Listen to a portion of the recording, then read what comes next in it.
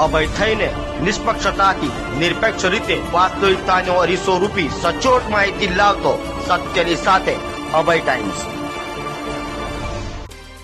સુરતમાં હત્યાના બનાવોમાં થઈ રહેલા વધારા વચ્ચે સચિન જીઆરડીસીના પાલીગામ ખાતે પિતાના પુત્રએ ચપ્પુના ઘા ઝીંકી હત્યા કરી દેતા ચકચાર મચી ગઈ છે। સુરતમાં હત્યાના બનાવો વધી રહ્યા છે ત્યારે સુરતના સચિન જીઆરડીસી પોલીસ મથકની હદમાં વધુ એક હત્યાની ઘટના બની હતી। સચિન જીઆરડીસી પોલીસ મથકની હદમાં આવેલ પાલીગામમાં રહેતા ચેતક રાઠોડની તેના પુત્રએ ચપ્પુના ઘા ઝીંકી હત્યા કરી હતી।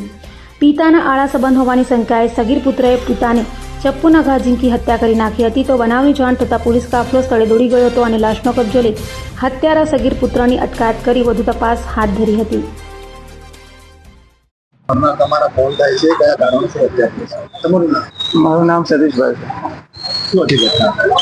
એ ઘટના આવે છે જે લોકો ઝઘડો કરતા હતા મેં જેવો છોડાવીને બધાને સાઈડ પર કર્યા। ભાઈ ગેમ રમતો હતો, છોકરા આવીને ડાયરેક્ટ ચપ્પુ મારી દીધું ને પછી ડાયરેક્ટ ચપ્પુ ફેંક્યો દીધું પાછળ, એટલે પછી એમ તેમમાં પછી બધું થઈ ગયું। શું સંબંધ છે મારનાર અને મરનાર? એ બાપ દીકરા જ છે બંને। કઈ વાતને લઈને હુમલો કરાયો? એ તો મને ખબર નહીં કે હાનથી ને હાન દીકરામાંથી નહીં। શું ઉંમર છે છોકરા?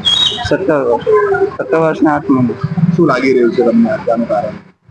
એ તો મને ખબર નહીં। હું આના સારું માર્યો તો મને નહીં ખબર, મારો ખુદનો જ ભાઈ છે તો હું કરું દઉં। તમારા ભાઈના પરિવારમાં કોણ કોણ છે? શું કામ કરતા હતા?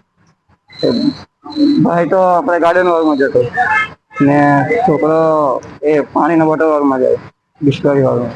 શેના વડે મારી? હા, ચપ્પુથી મારી। ઘરમાં? હા નહીં, બહાર, ઘરની બહાર, ગાડી પાસે।